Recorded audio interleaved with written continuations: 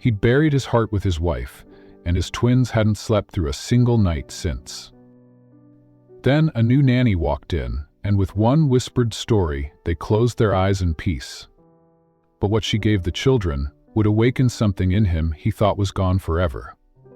Before we dive into this unforgettable journey, tell us in the comments where are you watching from. If stories about love, sacrifice, and second chances speak to your heart, hit that subscribe button, because tomorrow we're bringing you another powerful story you won't want to miss. The rain came down in steady sheets, blurring the view beyond the floor-to-ceiling windows of the Hale estate. Inside, the marble floors gleamed under soft, recessed lighting, but the house felt cold, cavernous, and entirely too quiet for a home with children. Ethan Hale stood in the hallway outside the nursery, his jaw tight, his hand pressed against the doorframe.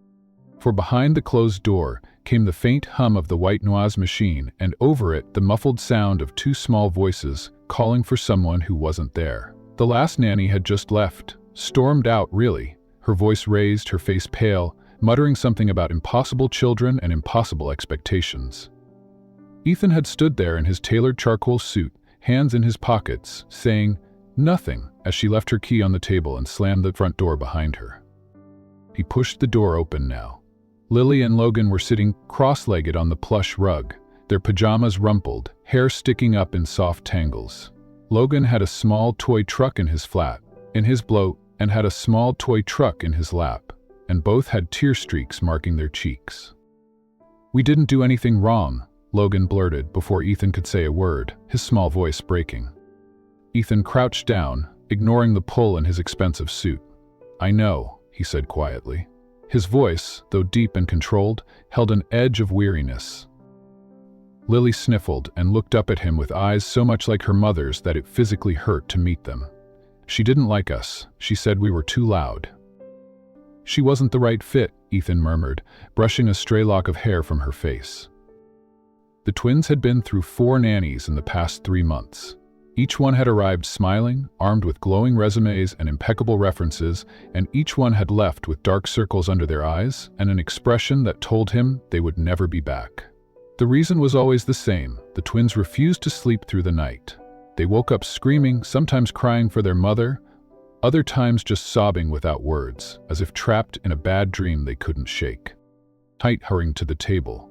To light, though, they hadn't even made it to their beds. Instead, they had crept down to the living room, curled up together on the couch, and stared at the flickering television until he found them.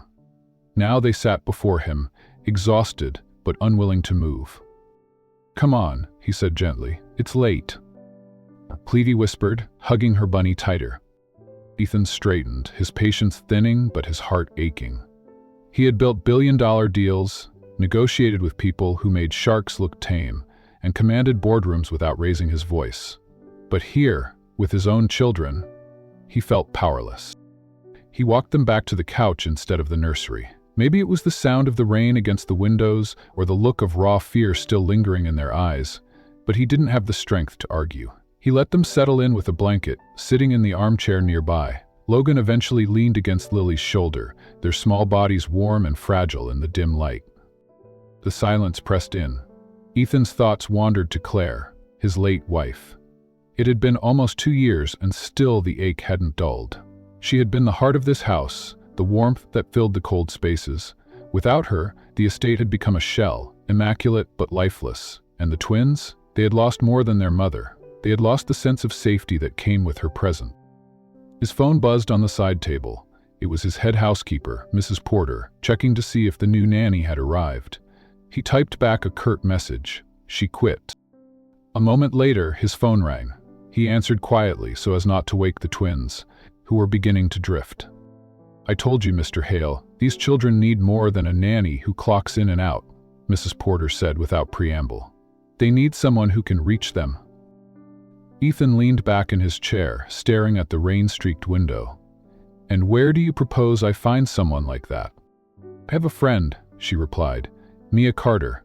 She's worked with children in foster care, some of the most difficult cases I've ever seen.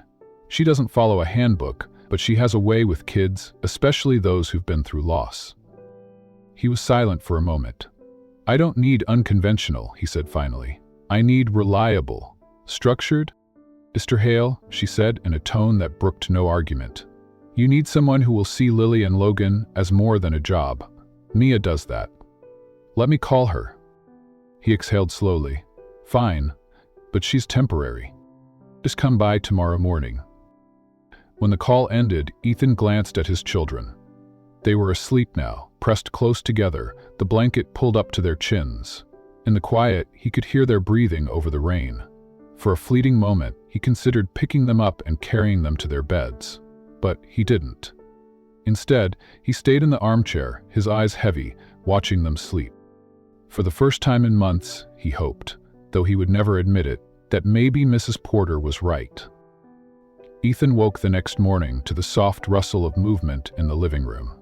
He had dozed off in the armchair, his neck aching, the faint light of dawn slipping through the rain-washed windows.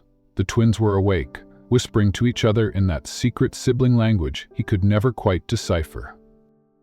Morning, he said, his voice still rough with sleep. Lily looked up, cautious, as if expecting him to be angry. Logan clutched his truck and simply stared. Ethan realized with a twinge of guilt that they were always bracing for disappointment, for another adult to vanish from their lives without explanation. Breakfast? He asked, standing and stretching the stiffness from his shoulders. They followed him into the kitchen. The sleek stainless steel appliances gleamed, but the space felt sterile, more like a showroom than a family kitchen. He poured juice, set out cereal, but the twins picked at their food. Lily stirred the milk with her spoon. Logan lined up the pieces of cereal in pattern.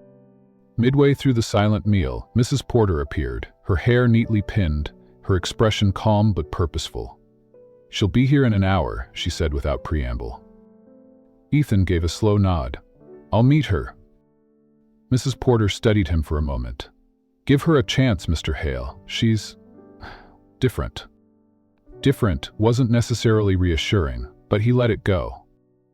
By the time the doorbell rang, the rain had eased into a light drizzle, the scent of wet earth drifting in from the manicured gardens. Ethan opened the door to find a young woman standing there, an oversized canvas bag slung over one shoulder. Mia Carter was not what he expected. She wore jeans, a soft cream sweater, and rain boots, her dark hair pulled into a loose braid over one shoulder. Her eyes were warm, curious, and entirely unafraid as she met his gaze. Mr. Hale, she said, her voice steady. Mrs. Porter told me you needed help. I need someone who can handle twins who don't sleep and refuse to listen, he said bluntly. A faint smile tugged at the corner of her mouth. Then you need someone who listens first. He didn't reply, but stepped back to let her in. She set her bag by the door, scanning the room with quiet interest. Not the critical eye of a stranger judging the home, but the attentive gaze of someone taking in the small details. Lily and Logan peeked from behind the staircase railing, their heads close together. Mia noticed them instantly, but didn't rush over. Instead, she crouched down to their level, still across the room, and said softly, I'm Mia. I hear you've had a lot of visitors lately. Neither child spoke. Logan's grip on the banister tightened. It can be exhausting, she continued, her tone light. Meeting people who don't stay. I'm not here to make you do anything today. I just wanted to meet you. Something in her calm, unhurried approach made Lily step forward first, her bunny clutched tightly in one hand. Logan followed, a step behind. Ethan watched the exchange, saying nothing, but the ease and the children's posture didn't escape him. Do you like stories? Mia asked. Lily nodded. How's some in my bag? She said, tapping the canvas tote. Not fancy ones, just the kind you can read while it rains. The twins' eyes flicked to the bag, curiosity breaking through their guarded expressions. Mia didn't push further, simply straightened and glanced at Ethan. Mind if I set up in the den? He gestured toward the space without a word. Over the next hour, he listened from the hallway as her voice wove through the air, reading in a rhythm that seemed to soothe more than entertain. The twins sat close, leaning into the cushions, their eyes tracking her every word. And it was unexpected. No coaxing, no bribing, no raised voices, just presence. When the session ended, Mia didn't linger to discuss strategies or ask for his approval. She stood, shouldered her bag, and said, "Same time tomorrow if that works." Ethan arched a brow. "You're not staying?" "We're inside the house." "I'm not here to replace anyone," she said evenly. "I'm here to help them trust again. That takes time and patience." Before he could respond, she offered the twins a small wave and left, the door closing softly behind her. The house felt different afterward. Not warmer exactly, but less hollow. The twins drifted to their rooms without protest. Later that night, when Ethan checked on them, they were asleep. Not curled in fear, not staring wide-eyed at the dark, but sleeping soundly, their breathing even. He stood in the doorway, the faintest thread of relief weaving through his chest. Maybe Mrs. Porter had been right. Maybe Mia Carter was exactly what they needed. And though he didn't want to admit it yet, maybe she was what he needed too. The morning broke in muted silver, clouds stretched low as if the sky itself were reluctant to wake. When the doorbell chimed at 9, Ethan opened it himself. Mia Carter stood there, rain glittering on her boots, a worn leather bag slung at her side. She looked exactly as she had yesterday, calm, centered, and somehow belonging in the doorway without presumption. "Good morning," she said. Her gaze flicked past him toward the hallway. "Is Lily sketching yet, or did Logan get to the blocks first?" The casual use of their names caught him off guard. "They're in the den," he replied, stepping back. "Mrs. Porter will give you a tour after we talk." Before she moved toward him, Mia crouched slightly, bringing herself level with two small faces peering from behind the staircase railing. "Hi, Lily. Hi, Logan," she said softly. "You remember me from yesterday? I think I brought the rain with me again." Neither child answered, but they didn't retreat either. Lily hugged her stuffed bunny tighter. Logan rolled the wheel of his truck against the wood in slow circles. Their eyes darted toward the tall grandfather clock that commanded the foyer with its steady tick. Mia noticed. "Did you? Will you want to see what's in my bag?" she asked. "We can keep it between us and the rain." The twins stayed where they were, but curiosity lit faint sparks in their eyes. Mia didn't push. She simply loosened the clasp of her bag, revealing a peak of bright paper and spools of thread before letting it close again. Then she rose, turning toward Ethan without another word. He led her to the study, the air faint with cedar and leather-bound books. His desk, always immaculate, gleamed under the light. "Ground rules," he began, gesturing to the chair opposite him. She sat, hands relaxed in her lap. "Mrs. Porter mentioned, you value structure." "We do," he said, sliding a typed list across the desk. "Bedtime at 7:30. Reading for 15 minutes. Lights out at 8. No sugar after 7. No screens after dinner. Formal manners at the table. Please and thank you at all times." She read it slowly, not skimming. "And if 8 o'clock comes and they're still wide awake, then we make them follow the schedule," he said flatly. "Consistency keeps the chaos out." Mia's gaze lifted, unshaken. Consistency is important. But some nights, the noise in a child's head is louder than the clock. On those nights, the clock isn't the enemy, but the fear is. His pen stilled against the desk. "Fear." She nodded. "You can't discipline fear into silence. You have to outlast it." The words lodged deeper than he expected, but he covered it with a short nod. "You'll follow the schedule as a baseline." "A baseline," she agreed, "and I'll adapt when they need something different to feel safe." The compromise unsettled him, though not enough to refuse it. "No snacks after 7. "Warm milk isn't a snack," she said, a faint smile in her tone. "It's a bridge to sleep." They left the study together. As they passed the foyer, the grandfather clock tolled the quarter hour. Both twins flinched, almost imperceptibly. Mia's eyes tracked the movement, then swept up the curve of the grand staircase. "Do they always start bedtime here?" she asked. She tilted her head. "Some houses make the stairs feel like exile." He frowned. "You leave the warm, bright rooms and climb into the quiet, far from where you felt safe. That's a lot of distance for small feet." Her words sat uncomfortably in his chest as they entered the den. Mia knelt to the twins' height. "Mind if I sit here?" she asked, pointing to the rug instead of the sofa. They gave tiny nods. She lowered herself, opening her bag slowly. Paper, markers, and string. "Want to guess what the string is?" "A trap," Logan said. "Kite tail," Lily whispered. "Both excellent guesses," Mia said. She wound the string around her fingers, shaping something unseen. A sheet of paper appeared in her hands, folded and drawn on with quick strokes. Two round-eared figures with bright expressions. She cut them out, poked holes, threaded the string, and with a twist brought them to life as simple puppets. The likenesses were uncanny. One careful, one mischievous. "Can I hold him?" Logan asked, reaching him.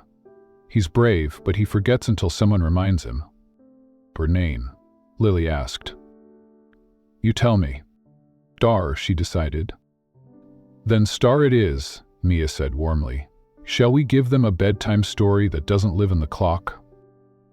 Ethan stood in the doorway, feeling something shift in the air, not in the twins, but in himself. The first night after Mia's arrival, the house seemed to exhale. There was still the tick of the grandfather clock in the foyer, still the rain misting against the high windows, but the air held something softer. By 7 o'clock, Mia had ushered Lily and Logan upstairs, not with commands, but with a game. Each step was a moon rock, and they had to hop from one to the next without touching space. The twins giggled all the way up, clutching their puppets from the night before. Ethan stayed in the study, telling himself he needed to answer emails. Yet his eyes kept drifting to the small security monitor, its grainy feed showing the children's room. He watched as Mia dimmed the lamp to a golden glow, replacing the harsh overhead light. She didn't rush them into bed. Instead, she pulled a small cloth bag from her leather satchel and emptied it onto the rug, smooth stones, shells, and buttons of all colors. "Find one that feels sleepy," she told them. Lily chose a pale blue shell, holding it up to her ear as if listening for dreams. Logan picked a flat gray stone, turning it over in his palm. Mia placed each token in a small wooden box on the nightstand. "These keep your dreams close so they can find you faster," she explained. By the time she began reading, the twins were already yawning. She used her hands to bring the puppets to life again, letting the story sway between whispers and bright bursts of sound. Ethan didn't hear every word, but he noticed something startling. The children were still. Within minutes, both were curled beneath their blankets, breaths deepening. It wasn't a one-time miracle. Over the next week, Mia's ritual grew into something the twins began to anticipate. Dinner became calmer. Bath time was less of a battle. They began asking her, even at breakfast, "What's the story tonight?" On the third evening, Ethan came upstairs before they were asleep. He found Mia sitting cross-legged on the floor, the puppets beside her, while the twins leaned against their pillows in matching flannel pajamas. She was humming, low, rhythmic, and familiar. It took him a moment to place it. His late wife, Grace, had sung that melody. But she'd never written the words down, never recorded it. He stepped closer to the doorway. Mia glanced up, catching his look. "I found it," she whispered, "in a recording Mrs. Porter had from one of your old holiday parties. Grace was singing to them when they were babies." The sound wrapped around him, pulling at threads he'd tried to keep knotted. The twins' eyes were already drifting closed, and within moments they were asleep. Ethan stepped back before Mia emerged. When she did, she carried the puppets and quietly shut the door. "For it," she said softly. "It seems to help them remember she's still here somehow." His voice was rougher than he intended. "Thank you." By the fifth night, the twins had a routine, with her squeezing him to ask, to choose a dream token, climb into bed, hear the lullaby, drift off. Ethan noticed they ate more at dinner, laughed more during the day, and no longer woke screaming in the middle of the night. What unsettled him was the way they ran to Mia now, instinctively, even when they were upset about something small. Once, Lily tripped on the patio and scraped her knee. She bypassed him entirely, sobbing into Mia's shoulder. He told himself it was because she was the one closest in that moment, but the truth stuck uncomfortably. One evening, He lingered outside their room again. He could hear Logan's small voice asking Mia to make the puppet fall asleep like me. Her laugh was quiet, a ripple of warmth. She began the story in a low, steady tone. When she glanced toward the doorway and saw him, she didn't pause. Instead, she patted the empty spot beside her. "You might like it if you joined," she said. He hesitated. The last time he'd sat in here at bedtime, the children had been screaming, inconsolable. He wasn't sure he could face their rejection again. But then, two small hands appeared, Lily and Logan reaching toward him without a word. He crossed the room slowly and sat on the floor. The carpet was soft beneath him, the lamplight warm. Mia handed him one of the puppets. "He needs a voice," she murmured. Ethan took it, awkward at first, but when the twins giggled at his clumsy attempt, something eased in his chest. He stayed through the end of the story, through the lullaby, until both children were asleep. When he left the room, he realized he'd been smiling without meaning to. The following evening, Ethan surprised himself by heading upstairs early, well before the twins' bedtime. He told himself it was to check on things, to make sure the children weren't causing trouble, but deep down, he knew it was because he wanted to be there. Mia was already in their room, sitting cross-legged on the rug with the twins beside her. They were coloring on thick sheets of paper, creating what she called dream maps. Each child's map was a swirl of colors and shapes, a journey from waking to sleep. Lily proudly showed him hers, a trail of pink stars leading to a yellow castle. Logan's was a winding blue river with boats made of clouds. Mia exclaimed that drawing their dreams before bed helped them feel safe going to sleep. When the clock neared 8, Mia gently gathered the crayons and set them aside. The twins hopped into bed without complaint, each clutching their chosen dream token. Ethan sat in the armchair in the corner, watching as Mia began a new story about a fox who couldn't find his way home until the moon sang him a song. Her voice was steady, lilting at the right moments, dropping into a whisper when the fox tiptoed past sleeping owls. The twins' eyelids fluttered, their breathing slowed, and soon they were lost to dreams. When Mia rose, Ethan followed her into the hall. "You're doing more than getting them to sleep," he said quietly. "They're lighter, happier." Mia tilted her head. "Children don't just need rest, Mr. Hale. They need to feel safe, loved, and connected to the people they've lost." The words hit harder than he expected. He'd spent months focusing on keeping the household running, on schedules and rules, believing structure would fix the chaos. But Mia was giving them something he hadn't been able to: emotional shelter. The week continued in the same rhythm. Dinner together, laughter at the table, a calm transition to bedtime. Ethan started joining more often, first just to watch, then to read a page or two, until one night, Mia handed him the entire storybook. The twins listened, eyes half closed, as his voice carried them towards sleep. He realized it was the first time he'd read to them at night since Grace died. He hadn't been able to bear the ache it left in his chest, but now, with Mia sitting nearby, the heaviness didn't crush him. It simply rested there, bearable for the moment. One Friday evening, after a long day of meetings, Ethan arrived home late to find the twins still awake. Mia was sitting on the floor, surrounded by blankets and pillows, the lamp casting a golden halo around her. Lily was curled against her side, Logan in her lap, both giggling at a puppet's exaggerated snore. "You're late," Logan announced through a yawn. Ethan stepped inside the room. "Looks like I missed the show." Mia smiled. "We can do an encore tomorrow." He stayed until the end, helping tuck them in. As he pulled the covers over Logan, the boy murmured, "Don't go, Dad." It was so soft, Ethan almost missed it. Mia glanced at him, and for a moment, neither moved. Then Ethan nodded, "I'll stay." He sat on the edge of the bed until both children were asleep, the steady sound of their breathing filling the room. When he finally stepped out, Mia was waiting in the hallway. "We're getting used to this," she said quietly. "Consistency matters."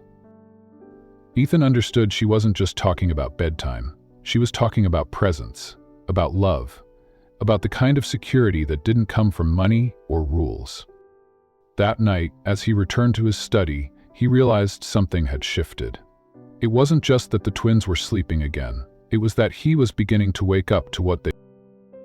The storm outside had been building all evening, the wind rattling the tall windows of the Hale estate, and rain streaking in silver sheets down the glass.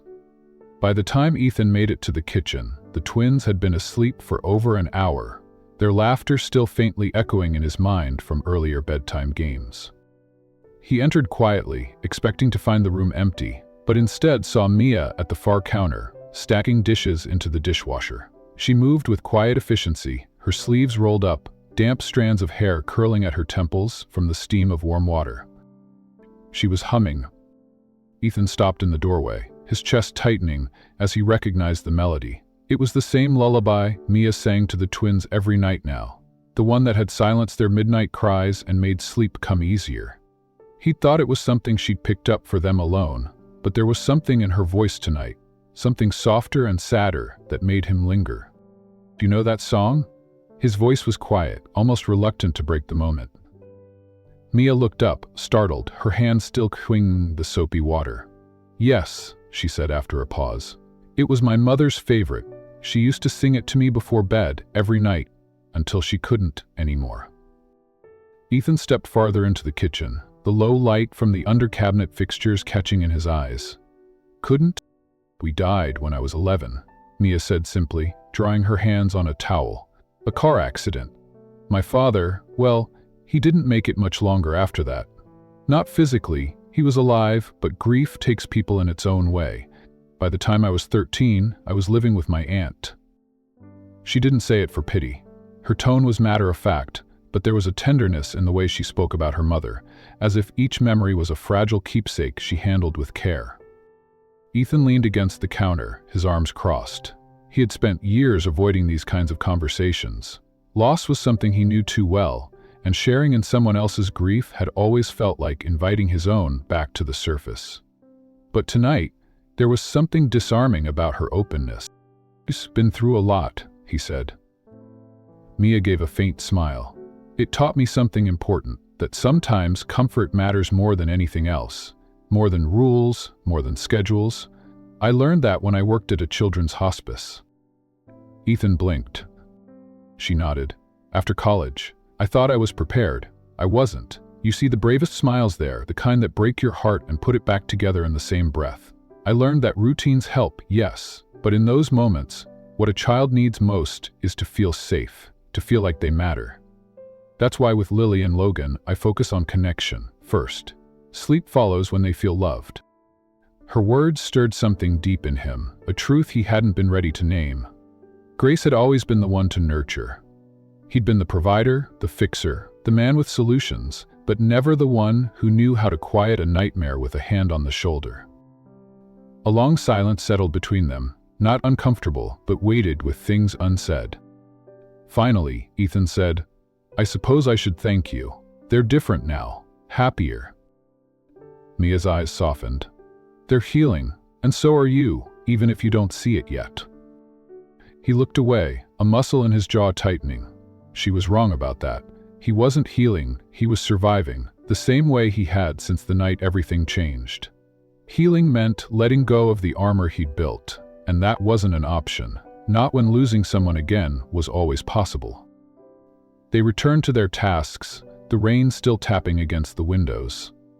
Mia dried the last plate and turned off the kitchen light before heading upstairs, leaving Ethan alone with the quiet hum of the refrigerator and the echo of her words. The following days passed in the comfortable rhythm they had fallen into. The twins laughed more, Ethan found himself spending a little longer in their rooms at night, and Mia moved through the house with the ease of someone who belonged, though she never overstepped. It wasn't until the following week, during a business lunch in the city, that the first crack appeared in this fragile sense of calm. They were seated in a quiet corner of an upscale restaurant, Ethan discussing a potential investment deal with Graham Bishop, a longtime acquaintance and occasional business rival. The conversation had been polite, bordering on tedious, until Graham leaned back in his chair, a faint smirk tugging at his mouth. "You guys shouldn't move a muss," Graham said casually. "I hear you've got a new nanny. Young thing? Name's Mia Carter, isn't it?" Ethan's fork stilled against his plate. Yes, why? Graham swirled the wine in his glass, studying him over the rim. Just interesting. I remember her name from somewhere. Yes. A couple of years ago, she worked for the Whitmores. You know them? Old money, loud charity galas, the whole facade. I know of them. Well, she left them rather abruptly. Word was, there was tension, some sort of falling out. The details were fuzzy, but when people leave jobs in that circle without a glowing letter of recommendation, it usually means something. Ethan's expression cooled. Rumors? Graham lifted a shoulder. Perhaps. But you know how it is. Best to be careful about who you bring close, especially to your children. The remark lingered long after they parted ways. On the drive back, Ethan's thoughts churned. He had no reason to doubt Mia. None, but the image of Lily and Logan laughing in her care was suddenly shadowed by questions he didn't want to ask. What had happened with the Whitmores? Why hadn't she told him? By the time he arrived home, the seed Graham had planted had already taken root. That evening, Ethan arrived home earlier than usual. The mansion was warm with the smell of baked apples and cinnamon, a sign that Mia had been in the kitchen with the twins. Their giggles floated from the dining room, the sound of forks tapping plates as they finished dessert. From the doorway, he saw them, Lily's cheeks dusted with sugar, Logan proudly showing Mia a lopsided drawing of a rocket. Mia leaned in, her eyes alight, listening as if his story was the most important thing in the world. Ethan felt an unexpected tightness in his chest. She was good with them, too good. And that thought, instead of comforting him, brought a flicker of unease. Graham's voice replayed in his mind, especially to your children. Dinner passed without incident, but Ethan was distracted. He noticed details he had never paid much attention to before. The way Mia instinctively touched the twins' shoulders as she passed behind them, how easily they leaned into her presence. She wasn't just their nanny anymore, she was their anchor. And if Graham's insinuations were true, what would happen to them if she left suddenly? Later, after the twins were in bed, Ethan found her in the laundry room folding small shirts into neat stacks. "Love you," he said, his tone sharper than intended. She looked up, surprised. "Yes?" Lunch with Graham Bishop today. He watched her expression closely. Her brows lifted slightly. "I know the name. Investment firm, right? Mentioned you used to work for the Whitmores." The warmth in her eyes cooled, though she didn't look away. "I did." And you left, abruptly. Her hands paused over the shirt she was folding. "I suppose that's one way to put it." He stepped closer, the laundry room suddenly feeling smaller. "What happened?" She straightened, meeting his gaze. "Why does it matter?" "Because I have a right to know who's in my house, around my children." Her jaw tightened, but she stayed calm. "Then here's what matters. I left because their son was being neglected. He was 6, and his parents treated him like a prop for charity photos. I stood up for him, and they didn't like it. That's all you need to know." Ethan pressed. "Because from where I'm standing, it sounds like you left without notice, without thinking about the fallout." Mia's eyes flashed, a rare edge to her voice. "You're right. I didn't think about the fallout. I thought about a little boy who cried himself to sleep most nights. And if that's a problem for you, then maybe I'm not the person you need here." The words landed heavier than he expected. He wanted to tell her it wasn't that simple, but the armor he always wore when confronted with uncertainty refused to come off. "I can't have someone with a questionable record in charge of Lily and Logan," he said, his tone like cold steel. Her expression hardened. "Then I'll save you the trouble." She pulled the folded laundry into the basket and stepped past him, her voice steady but stripped of the warmth he'd grown used to. "I'll gather my things in the morning. Noah deserves," she caught herself, correcting, "Lily and Logan deserve someone their father trusts." And then she was gone, her footsteps fading down the hall. Ethan stood in the empty room, the hum of the dryer suddenly loud in the silence. A knot of something he couldn't name twisted in his chest, but he shoved it down. He told himself it was for the best. The next morning, the house felt different, quieter, but not in the peaceful way he once craved. Breakfast was a muted affair. The twins sat at the table, pushing cereal around their bowls. "Where's Mia?" Logan finally asked, his small voice breaking the stillness. "She's not here anymore," Ethan said carefully. "She had to go." Lily's lower lip trembled. "Did we do something wrong?" Neither said quickly, but the words felt hollow. He didn't. The rest of the day was worse. The twins argued over toys they usually shared, refused lunch, and clung to each other instead of napping.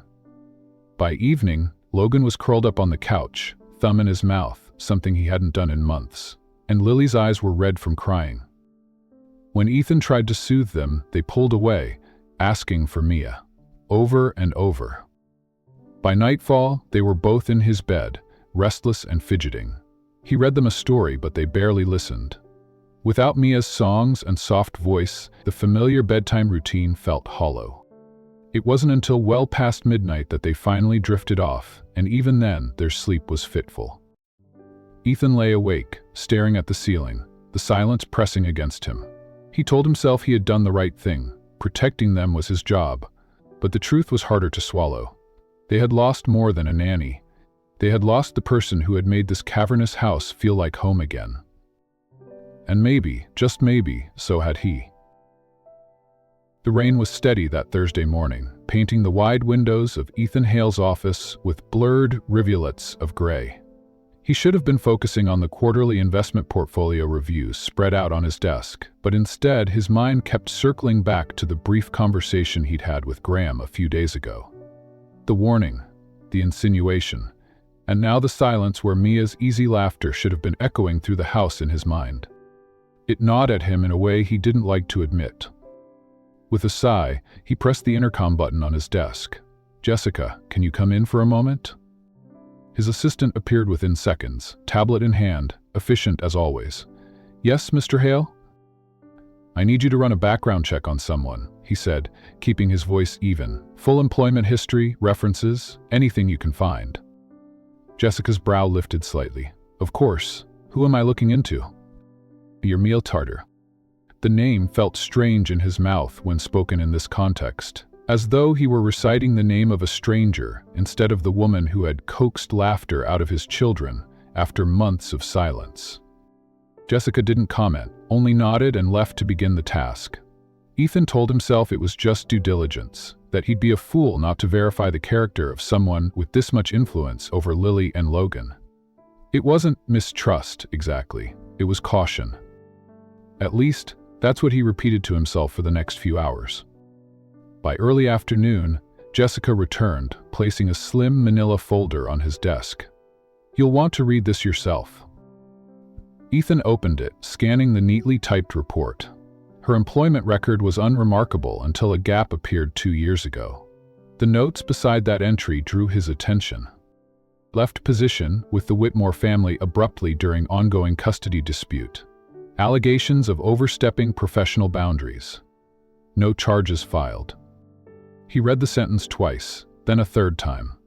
The words felt cold and heavy, weighted with implication. Overstepping boundaries. What did that mean exactly? His mind immediately filled in worst-case scenarios. The rest of the file was clean, glowing references from smaller families, a volunteer stint at a children's center, but that single line blotted out the rest. By the time he closed the folder, his decision was made. That evening, he found Mia in the playroom. Lily and Logan were on the floor, building a crooked tower out of mismatched blocks, while Mia sat cross-legged beside them, pretending to be the tower inspector and giving exaggerated nods of approval. The twins burst into giggles when she pretended to measure the structure with an invisible tape measure.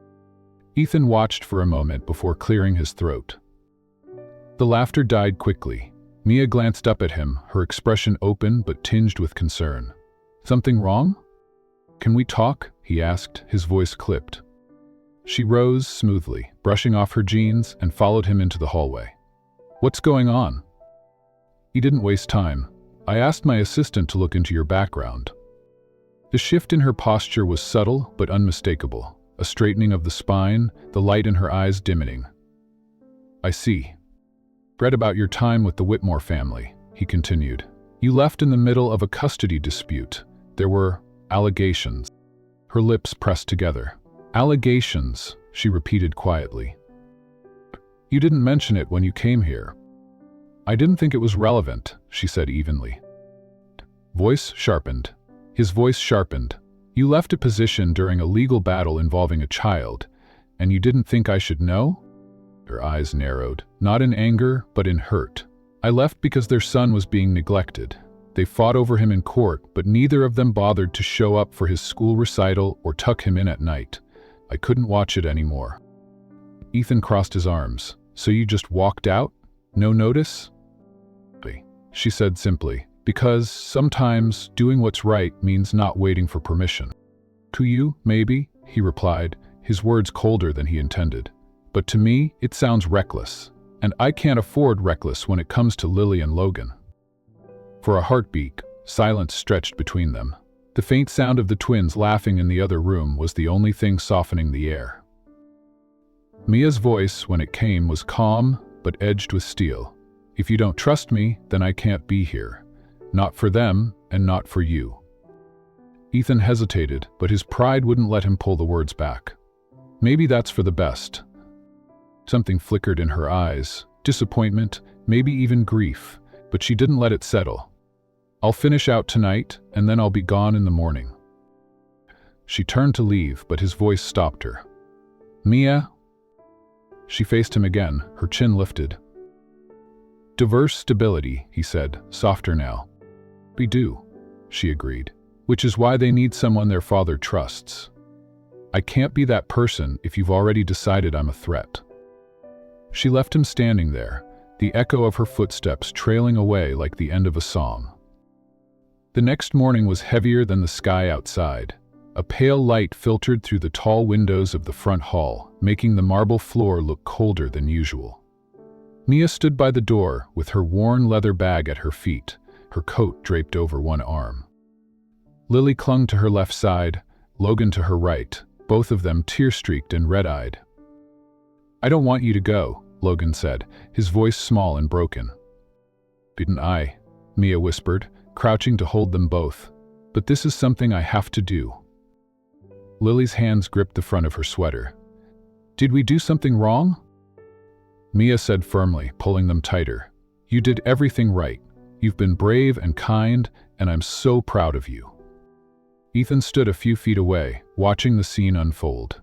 Every instinct screamed at him to step forward, to stop her, but the wall he'd built around his decisions held fast.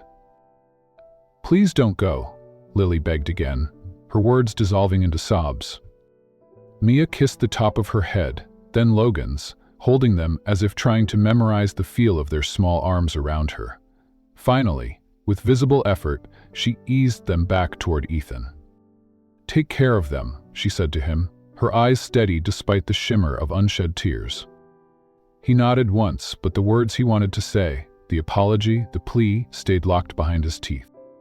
Without looking back, she picked up her bag, opened the door, and stepped into the pale, cold morning. The door closed with a muted click that sounded far too final. The silence after Mia's departure was not the kind that felt peaceful. It was the kind that seemed to hum in the walls, settling into the air like dust after a collapse. The twins refused breakfast. Logan sat at the table, his spoon clinking idly against a bowl of untouched cereal, while Lily curled up in her chair with her knees to her chest. Ethan Hale tried to fill the space with routine. He asked about their plans for the day, reminded them of school drop-off, even offered their favorite waffles. But his voice sounded hollow, and their responses were muted at best. When the car pulled up to take them to school, Lily clutched her backpack straps as though they were the only thing keeping her upright. Logan didn't speak at all. As the door closed behind them, Ethan was left alone in the kitchen. His gaze fell to the corner of the counter, where Mia's hand-drawn puppets still lay in a small, colorful pile. The paper was slightly wrinkled from use, the ink smudged where small fingers had gripped them too tightly during story time. He reached out, hesitated, then pulled his hand back. The day moved forward in pieces. Meetings blurred together, his phone rang, emails came in, but his mind kept replaying her final look at the door. that mixture of disappointment and resignation. He told himself it was better this way. He told himself he had acted responsibly. By evening, the house felt bigger than usual. The absence was sharpest at bedtime. He went upstairs to the twins' room, determined to keep things as normal as possible. "All right, you two," he said, attempting cheer. "Story time." They didn't move. Logan sat cross-legged on his bed, staring at the blanket in his lap. Lily was by the window, watching the rain bead on the glass. "Which one should I read?" Ethan asked, holding up 2 books. Lily turned her head slightly, her voice quiet. "Can't you just tell the one Mia tells?" The request landed like a weight. He didn't know the story, not the way she told it, with the puppets and the voices and that lullaby woven in like thread. Toward icily. "I don't know it," he admitted. Logan lay down, turning his back to him. "Then, it's not the same." Ethan stood there for a moment, feeling a frustration that wasn't directed at them, but at himself. He had built an empire on control, on knowing every variable, yet here he was, unable to fix what mattered most. He closed the books and placed them on the nightstand. "Good night," he said softly. The twins didn't answer. The following morning, Ethan poured coffee into his mug, but it tasted flat. The kitchen was quiet, no faint hum of Mia's voice telling the children to hurry up, no sound of giggles at some private joke. Jessica entered the room with her tablet. "Mr. Hale, about your meeting at—" She stopped, studying him. "You look like you didn't sleep." He waved it off. "I'm fine." She hesitated. "I've worked for you long enough to know when you're not. If this is about the report I gave you—" His head lifted. "What about it?" "You know it didn't say she was guilty of anything, right?" Jessica asked carefully. "Just that she left during a dispute. Sometimes things aren't as simple as they look in a file." He didn't respond, but her words lingered.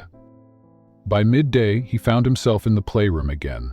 The tower of blocks was still there, leaning precariously as if waiting for her return to fix it. He stared at it for a long time before finally knocking it over with the side of his foot. The crash echoed in the empty room. That night, the twins refused to go to bed until nearly midnight. Even then, they woke twice, calling out for her. Ethan stood in the hallway outside their room, running a hand through his hair. The guilt pressed heavier now, because it wasn't just about his own mistrust anymore. It was about what it was doing to them. 3 days later, a package arrived at the house addressed to Lily and Logan. Inside were the puppets, carefully packed, with a short note written in neat, looping handwriting. "Board for the best storytellers I've ever known. Keep dreaming big." No signature was necessary. The twins carried the puppets everywhere that day, as though holding on to them might somehow make her reappear. That evening, as he stood in the doorway, watching them play, Ethan realized he hadn't heard them laugh like that since the morning she left. And the laughter only deepened the ache in his chest. The weekend came, and with it the first Saturday morning without her. The rain had finally stopped, leaving the estate washed clean, the gardens dripping in the soft sunlight. Ethan sat on the terrace with a cup of coffee, staring out over the grounds, when he heard the sound of the twins arguing inside. He set down his mug and went to them, prepared to mediate, but stopped short in the doorway of the living room. They were arguing over who got to be Mia in their puppet story. Lily had wrapped a scarf around her shoulders, pretending it was the sweater Mia always wore. Logan had one of the puppets in his hand, using the voice she'd given it. It wasn't perfect. They forgot lines, skipped parts, but they were trying. And that was when it hit him, the truth he hadn't wanted to face. He had pushed away the one person who had not only helped his children sleep, but who had helped them feel safe again. The weight of that decision settled deep in his chest, and he knew then that the distance between them couldn't be measured in miles, but in trust lost. The problem was, he wasn't sure if it could be rebuilt. But for the first time since she left, he wanted to try. The first week without Mia felt longer than any stretch of time Ethan could remember. Days bled into nights without clear division, as if the absence of her gentle presence had thrown the household off its axis. The twins were the most obvious reflection of the shift. They resisted bedtime entirely now, staying awake until exhaustion forced them into restless, dream-filled sleep. On the rare nights they did drift off early, it was only to wake crying, calling out for her as if she might suddenly walk in and soothe them. Ethan tried to compensate. He adjusted his work schedule, leaving early to be home for bedtime, but no matter how many stories he read, how many songs he attempted, it was never enough. The children would listen politely for a moment, then glance at the door, as though expecting it to open to the sound of her voice. By the fourth night, the toll showed clearly. Logan had dark smudges beneath his eyes. Lily's usually bright expression had dimmed. They moved through their mornings quietly, avoiding each other's gaze at breakfast, speaking only when necessary. Jessica, his head housekeeper, noticed too. She didn't say much at first, but on Friday morning, as Ethan stood in the kitchen nursing his coffee, she spoke plainly. "Oh, you miss her?" Jessica said, folding a dish towel. "No," Ethan admitted, his voice low. She paused, studying him. "Do you?" He looked up sharply, but there was no judgment in her tone, only curiosity. "That's not the point," he said after a moment. "It was a matter of trust." Jessica's mouth tightened, as if she wanted to say something but chose not to. She simply nodded and left the room, the quiet of her departure as heavy as her unspoken thoughts. That afternoon, while Ethan worked from his home office, the twins' laughter, faint and fleeting, caught his attention. He followed the sound upstairs, half expecting to find someone visiting. Instead, he found Lily and Logan sitting cross-legged on the floor of their room, a large brown envelope between them. Its flap was already open, and inside were thick pages bound together by a strip of ribbon. "What's that?" Ethan asked from the doorway. Logan looked up, his eyes bright for the first time in days. "It's from Mia," he said, holding it up carefully. Ethan stepped closer and saw that it wasn't a book you could buy in any store. It was handmade, each page covered in colorful illustrations, a watercolor fox in a little scarf, a castle made of clouds, a pair of twins laughing on the back of a giant turtle. On the first page was a title, written in careful looping letters, "Adventures Before Sleep," for Lily and Logan. Ethan crouched down, his chest tightening as he turned the pages. Each story was one he recognized from their bedtime routine, only now they were alive in vivid detail, the twins themselves drawn into the tales. There they were, dancing with moonlight sprites, sailing across a sea of stars, building a blanket fort so big it touched the clouds. "He made this for us," Lily said softly, almost reverently, "so we wouldn't forget the stories." Ethan didn't trust his voice enough to speak. He swallowed hard, tracing a finger over the ink lines of their smiling faces on the page. It was more than a gift. It was an anchor, a piece of her that would keep them tethered to the warmth she had brought into their lives. Later that evening, Ethan found Jessica in the kitchen. She was chopping vegetables for dinner, the rhythmic sound of the knife steady and even. "Did you know about the book?" he asked. She didn't look up. "I did. She worked on it here sometimes, after the twins went to sleep." He frowned. "I didn't pay her for that." Jessica said, finally meeting his eyes. "You didn't. She stayed because she wanted to. Some nights, she didn't leave until after midnight. I told her it wasn't necessary, but she always said the same thing, that she couldn't rest until she knew they felt safe." The words hit him harder than he expected. He pictured Mia sitting at the kitchen table long after everyone else had gone to bed, her hair pulled back, a cup of tea cooling beside her as she painted each page. Not because it was her job, not because she was told to, but because she cared. He tried to recall the last time someone had done something so selfless for his children without expecting anything in return. The truth was, he couldn't. That night, the twins refused to sleep again. Ethan sat in the chair by the window in their room, watching them toss and turn, clutching the handmade book like a shield. "You want me to read one?" he asked quietly. Lily opened her eyes. "You can't read it like she does." He didn't argue, he just nodded. "I know." Logan sat up, his voice small. "Why did she leave?" The question had been inevitable, but it still caught him off guard. She Thought it was better for you, Ethan said, hating how hollow the answer sounded. It's not true, Lily whispered. She didn't want to go. You made her. Ethan felt the words like a direct hit. He wanted to deny it, to insist there was more to the story, but in that moment, the only truth that mattered was the one they felt, and they were right. When they finally drifted off, the books still between them, he stayed a while longer. He studied their sleeping faces, the way the tension in their brows eased when they held on to something she'd made. And he realized, with a clarity that felt almost painful, that he had driven away the one person who had reached them in a way no one else could. The next morning, the mansion felt like a hollow space. It wasn't that the rooms had physically changed. The polished floors still gleamed, the chandeliers still threw soft light across the hallways, but the air itself felt stagnant, as if it had absorbed the silence of the people inside. Ethan sat at the breakfast table, papers spread out before him but untouched. Across from him, the twins poked at their cereal without enthusiasm. Logan yawned so hard his eyes watered.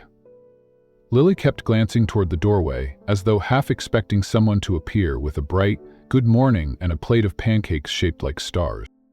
When the housekeeper brought in coffee, Ethan asked quietly, "Were they like this before she came?" Jessica gave him a pointed look. "Worse," she said.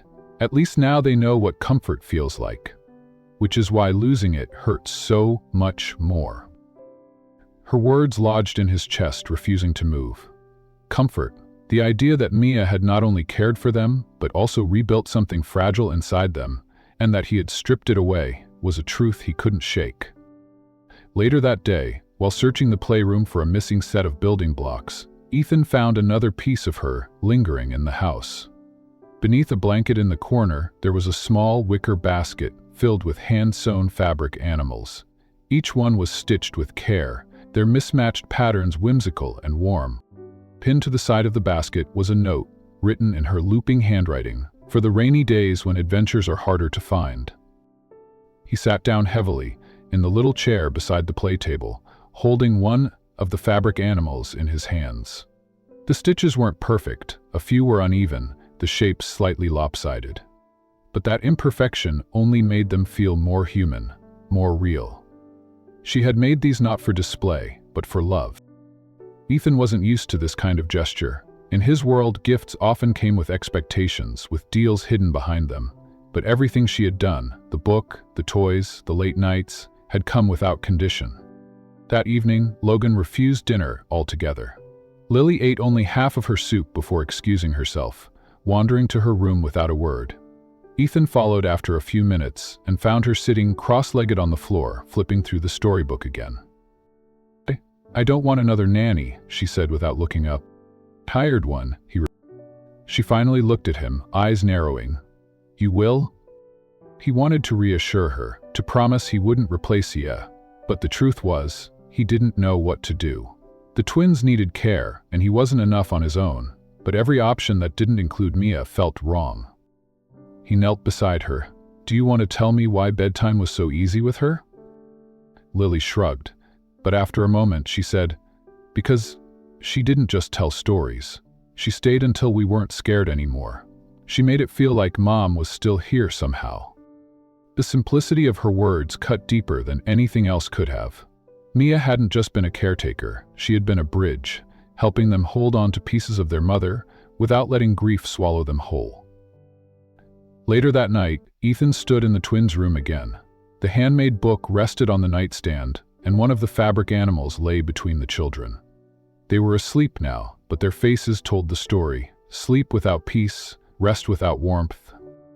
He leaned against the doorway, his mind replaying every choice he had made since Mia first walked into their lives.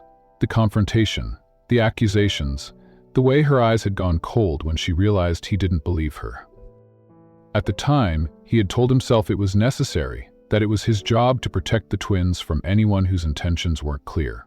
But now, he could see it for what it was, fear disguised as caution. He had pushed her away not because she'd failed them, but because she'd mattered too much.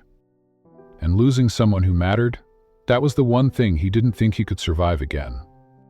The house was quiet long after the children were in bed. but Ethan found himself wandering through it instead of going to sleep.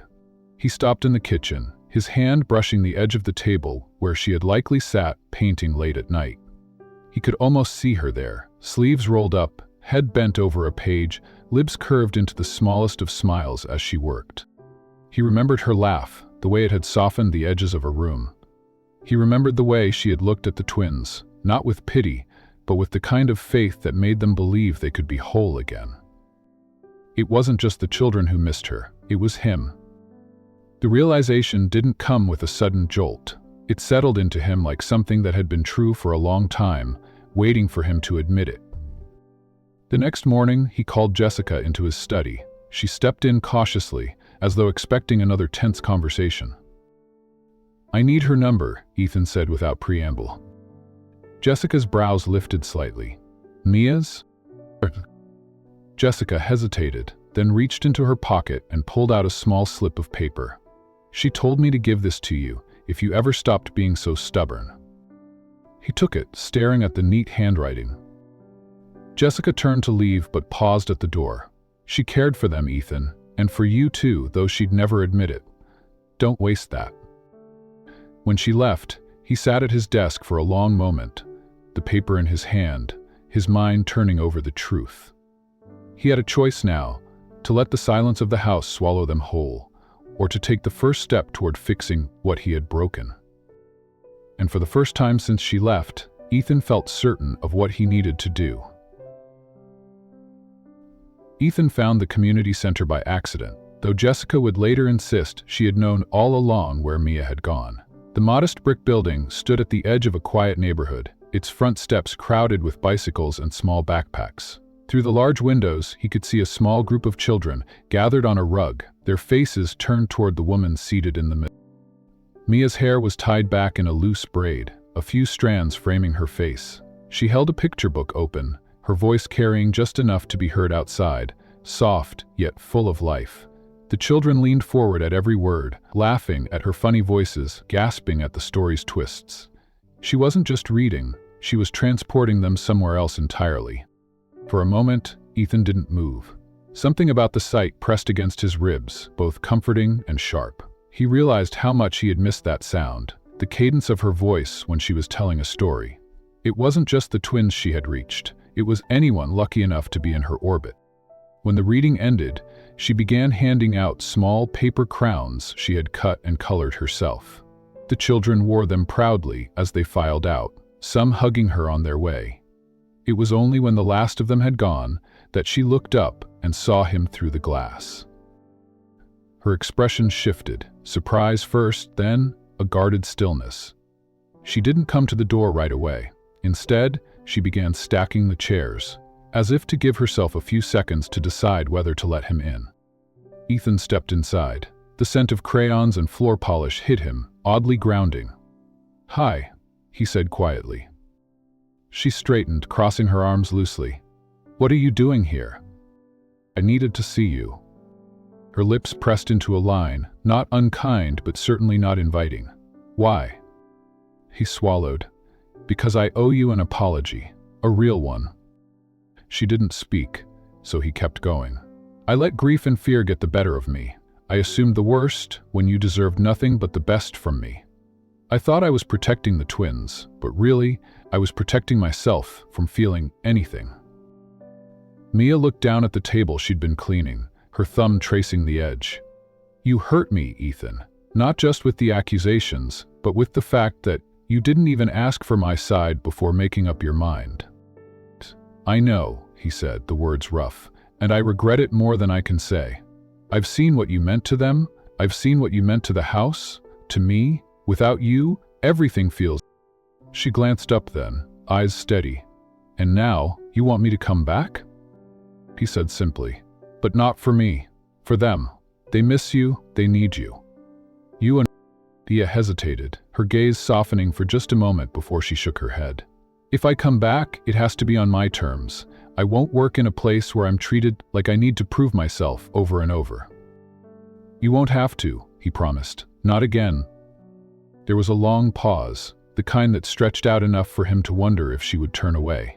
Then she nodded once. "I'll come back. for Lily and Logan.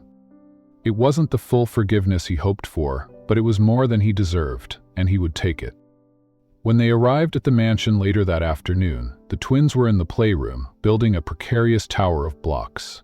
Jessica had been keeping an eye on them, but didn't announce Ethan's return. The surprise, she later said, was worth it. The moment Mia stepped through the doorway, both children froze. Then, as if struck by the same thought, they ran at her full speed. Logan's voice cracked as he threw himself into her arms. Lily followed close behind, wrapping herself around her waist. "You came back," Lily whispered fiercely, as though saying it too loud might make it untrue. Mia hugged them both, her eyes glistening. "I did, and I'm not leaving again." "Promise?" Logan asked, looking up at her with the kind of trust that made Ethan's throat tighten. "Promise," she said, and this time she glanced at Ethan over their heads. He nodded once, letting her see the sincerity he hadn't been able to give her before. That night, the bedtime ritual returned as though it had never left. The twins climbed into their pajamas without argument, carrying the storybook Mia had made.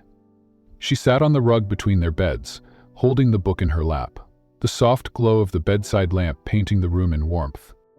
Ethan lingered in the doorway at first, but when Lily patted the space beside her, he stepped in. He sat on the edge of her bed, feeling Logan lean against his arm from the other side. Mia began to read, her voice threading through the room like something familiar and safe. Ethan found himself watching her more than the pages, noticing the small expressions she made, the way she paused for the twins' giggles, the patience in every gesture. Halfway through the story, he realized his shoulders had relaxed for the first time in months. When the final page was turned, Mia closed the book gently and stayed seated until the twins' eyes began to close. She brushed a stray curl from Lily's forehead, adjusted Logan's blanket, and only then stood to leave. Ethan followed her into the hallway, pulling the door closed behind them.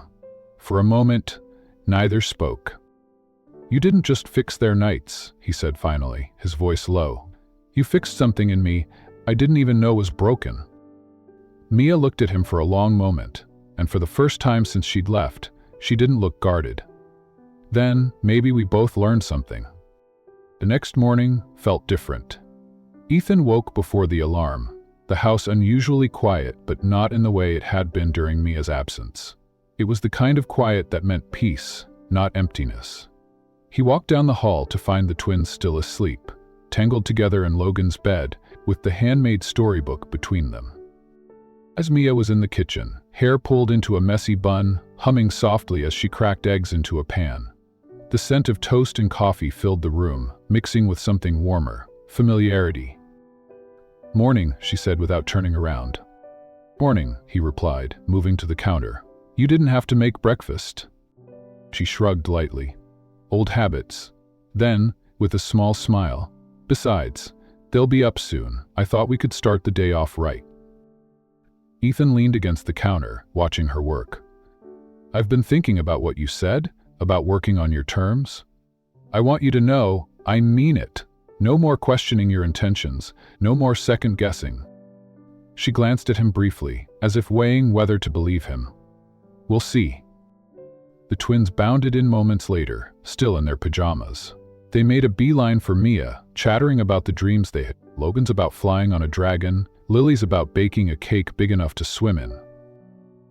Ethan listened quietly, realizing how natural it felt again. The sound of their laughter was the background music he hadn't realized he'd been missing. After breakfast, Mia took them into the backyard for a game of chase. Ethan stayed by the patio doors, coffee in hand, watching as she let them win, more often than not, their delighted squeals echoing across the lawn. Jessica joined him, her expression knowing. "Feels like the house is breathing again, doesn't it?" He nodded slowly. "Yeah, it does." "But she's good for them," Jessica said pointedly. "And for you." He didn't deny it. That evening, the bedtime ritual felt even more complete. Mia had brought a small box from her old apartment. Inside were paper puppets, some of the twins' old drawings she'd saved, and a battered music box. "This used to be mine when I was your age," she told them, winding it up so the soft tune drifted through the room. The twins' eyes grew heavy almost immediately, the gentle sound wrapping around them like a blanket. Ethan sat through the whole thing, this time not on the edge of the bed, but cross-legged on the floor beside Mia. The three of them formed a quiet circle as the twins drifted to sleep, their breathing evening out. When they finally stood to leave, Ethan lingered in the hall with her. "I don't want this to go back to how it was," he said. She tilted her head slightly. "How it was before? You accused me?" He winced. "Before I let fear run the show. Before I convinced myself that keeping people at arm's length was safer." He said, "I know it isn't. Not when it means losing this." For the next week, they settled into a new rhythm. Mia's presence seemed to ripple through every corner of the mansion. The twins slept better, ate without protest, and even began to venture into the garden again. Ethan found himself joining them more often, drawn in by the sound of their games. One afternoon, he ended up on the living room floor, building a blanket fort, while Mia read inside it with the twins. In those moments, the mansion didn't feel like a museum anymore. It felt like a home. One evening, after the twins had gone to bed, Ethan found Mia in the kitchen, rinsing mugs. "You've done more for this place in a few weeks than I have in years," he said. She looked over her shoulder, brow furrowing. "It's not the place, Ethan, it's the people in it." He nodded, and for a moment the air between them felt charged with something unspoken. On the night of the twins' 6th birthday, the house was filled with balloons and the smell of cake. Mia had spent the afternoon helping them decorate, letting them choose every color and ribbon. When the candles were lit, Ethan stood back and watched her between the flickering flames. She wasn't just part of their lives anymore, she was woven into them. Later, as the twins fell asleep with sugar-heavy dreams, Ethan found Mia in the hallway. "I meant what I said that first night you came back," he told her. "You haven't just changed their nights, you've changed mine. You've changed me." She held his gaze for a long moment, then gave a small, almost shy smile. Then, maybe, it was worth coming back. And for the first time in years, Ethan knew he believed it. A year had a way of passing quietly when the nights were finally peaceful. In the Hale mansion, laughter was now as common as the ticking of the antique clock in the hallway. Ethan had kept his promise, not only to Mia but to himself. The twins' world had grown brighter, steadier, and safer, and with it, so had. When the idea for the children's sleep therapy and storytelling center first came to him, it had been during one of Mia's bedtime sessions. She had been reading from the handmade storybook she'd created for the twins, her voice gentle, the children's eyes heavy with sleep. He had thought, almost absent-mindedly at first, that this kind of magic shouldn't be kept within just these four walls. Now, a year later, the dream had become real. The Hale Sleep and Storytelling Center stood in the heart of the city, bright, welcoming, with walls painted in soft pastels and bookshelves overflowing with stories from around the world. The twins' names, Lily and Logan Hale, were etched in brass on a plaque by the entrance. And at the very top of the staff list was Director Mia Carter. The morning of the grand opening was clear and warm. The courtyard in front of the center was decorated with strings of paper lanterns and hand-drawn posters created by children from the neighborhood. A small stage had been set up for the speeches and performances. Ethan arrived with the twins just after 9, both of them practically vibrating with excitement. Lily wore a pale yellow dress with a ribbon in her hair, while Logan had insisted on a tiny navy blazer to match his father's suit. "Daddy, where's Mia?" Logan asked, scanning the crowd. "She's inside, making sure everything's ready," Ethan said. "But you'll see her soon." When Mia finally emerged from the building, clipboard in hand, the twins ran straight to her. She caught them both in a hug, her laughter carrying over the hum of the gathering guests. By the time the event began, the courtyard was full. Local families, city officials, and even a few journalists stood among the rows of folding chairs. Ethan took his seat in the front row, Mia beside him, the twins nestled between them. The mayor gave a brief introduction, praising the center's mission to help children find peace through stories and gentle sleep therapy. Then Ethan stepped up to the microphone. He began with the usual acknowledgments, the architects, the donors, the volunteers, but as he spoke, his voice softened. This place wouldn't exist without the person who reminded me that comfort isn't a luxury for children. It's a necessity. Mia Carter showed me that a home and a heart can be rebuilt with patience, kindness, and trust. And she's the reason we're all here today. The audience applauded warmly, but it was the look Mia gave him that stayed with him as he returned to his seat. A mixture of gratitude, pride, and something deeper that neither of them had to name aloud. After the speeches came the part the twins had been practicing for weeks. Dressed in costumes they'd helped design, Lily and Logan stepped onto the small stage. They began their bedtime story performance with practiced confidence, Logan playing the role of a brave fox, Lily as a wise owl guiding him home through the dark forest. Their voices carried, their lines memorized, but there were moments they glanced toward the front row, as if drawing strength from Ethan and Mia's presence. When the final line was spoken, and so, under the stars, they found their way home, the courtyard erupted into applause. The twins bowed, grinning, but instead of leaving the stage, they whispered to each other and then motioned for someone backstage. A volunteer handed them a wrapped frame. Together, they carried it carefully to the edge of the stage. Logan took the microphone. "We have one more thing," he announced, glancing at his sister. Lily smiled shyly. "This is for Daddy and Mia, because they gave us our gentle nights back." They held up the frame, and the crowd leaned forward to see. Inside was a photograph Ethan recognized instantly. The four of them sitting cross-legged on the nursery floor, surrounded by books and blankets, mid-story time. The caption at the bottom read in simple, careful letters, "Our family."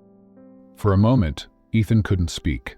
He rose, walked to the stage, and accepted the frame with hands that felt unsteady, in the best way. He turned to Mia, who was still seated, her eyes bright with emotion. Slowly, deliberately, he reached for her hand. She didn't hesitate, letting her fingers lace with his as he stepped back down to the front row. There was no wall between them now, not the guarded distance he'd once kept, not the unspoken fears that had shadowed their early days. Just trust, just love, and the knowledge that the life they had built together wasn't an accident, but a choice. As the applause continued, Ethan glanced at the twins, who were now waving at the crowd. The stage lights cast a warm glow over all of them, and for the first time in years, Ethan felt certain of the future. It wouldn't always be perfect. There would be challenges, long nights, and unexpected turns, but they would face them together as a family. The applause began to fade as people moved toward the refreshment tables, but Ethan stayed seated, the framed photo balanced across his lap. Mia leaned toward him slightly, her voice low enough to keep the moment between them. When they reached the surface, she said, her lips curving into a smile. Ethan glanced down at the picture again. "They did more than that. They reminded me what matters." His tone was steady, but his eyes lingered on the image, not just of the twins, but of Mia. Her expression in that frozen moment, so alive with warmth, it was almost like stepping back into it. A volunteer came by to ask if the twins were ready for a round of photographs with the local press. Mia nodded, and they both walked to the stage together. The children clung to their hands until the camera flashes began, and then they posed with ease, the picture of a happy, secure family. Inside the center, the scent of fresh paint still mingled with the faint aroma of paper and ink from the new books. The children's reading room was already filling with visitors. Little ones sprawled on beanbags, their parents watching with interest as volunteers read aloud from colorful storybooks. Mia moved easily among them, greeting familiar faces from her time at the community center, answering questions about the programs they would offer. Ethan followed at a slight distance, noticing how naturally she bent to speak at a child's level, how her eyes lit up when she encouraged a shy boy to choose a story for the group. When she finally returned to his side, he said quietly, "You belong here." Her gaze met his, searching for the weight behind the words. "So do you." They stepped into one of the smaller rooms, a soft-lit space with plush rugs and a semicircle of chairs. On the wall was a mural painted in delicate strokes, a night sky full of stars, a fox and an owl curled together beneath a glowing moon. The twins' story, captured in color. Mia ran her fingers along the painted edge of the moon. Lily told the artist exactly what shade it had to be. she said. Ethan smiled faintly, and Logan insisted on the fox scarf being blue. For a moment, they simply stood there, the quiet wrapping around them. It wasn't the awkward silence of early days. It was comfortable, layered with the unspoken truth that they had come through something together and were still standing. Later, as the opening day wound down, the twins insisted on giving their father and Mia a personal tour. They showed them the dream corner, a small nook with twinkling fairy lights, the music room where soft lullabies played, and the story wall where every child could leave a drawing or note about their favorite bedtime memory. Lily tugged at Mia's hand. "When I'm older, can I work here with you?" Dia knelt to meet her gaze. "Of course, you can be our official storyteller if you want." Logan piped up. "I'm going to be in charge of the snack table." Ethan laughed, a real, unguarded laugh, and ruffled his son's hair. "That sounds about right." When the last guests had gone, and the courtyard stood empty except for a few lingering lanterns swaying in the evening breeze, Ethan and Mia locked the doors together. The twins were dozing in the back seat of the car before they had even pulled out of the parking lot. The drive back to the mansion was quiet, but not in the way it used to be. It was the quiet of shared understanding. Once the twins were tucked into bed, Ethan found Mia in the kitchen, making tea. He hesitated in the doorway, watching her move with an ease that made the house feel lived in, warm. "You've changed this place," he said finally. She turned, mug in hand. "It wasn't just me." He stepped closer. "Maybe not, but you're the reason I stopped thinking of this as just a house." Her eyes softened, but she didn't speak right away. She poured a second cup and slid it toward him. "Then let's make sure it stays a home." They took their tea out to the back terrace, where the garden glowed faintly under the moonlight. The night air carried the distant hum of the city, but here, it felt like the world had narrowed to the two of them. Ethan set the framed photograph between them on the table. "They were right, you know," he said. "We are a family." Mia looked at the picture again, her fingers brushing the glass. "That's all I ever wanted for them." "For them," he echoed, his gaze holding hers. "And maybe for us too." For a long moment, neither moved. Then, as naturally as if it had always been meant, his hand found hers again. She didn't pull away. The weeks that followed the opening blurred into a steady rhythm, Mia running the center, the twins thriving in school and activities, Ethan balancing business with being present in ways he once never imagined possible. Every night, the bedtime ritual continued. Stories, songs, and the quiet comfort that had become the anchor of their lives. Sometimes Ethan read, sometimes Mia, sometimes the twins took turns telling their own tales.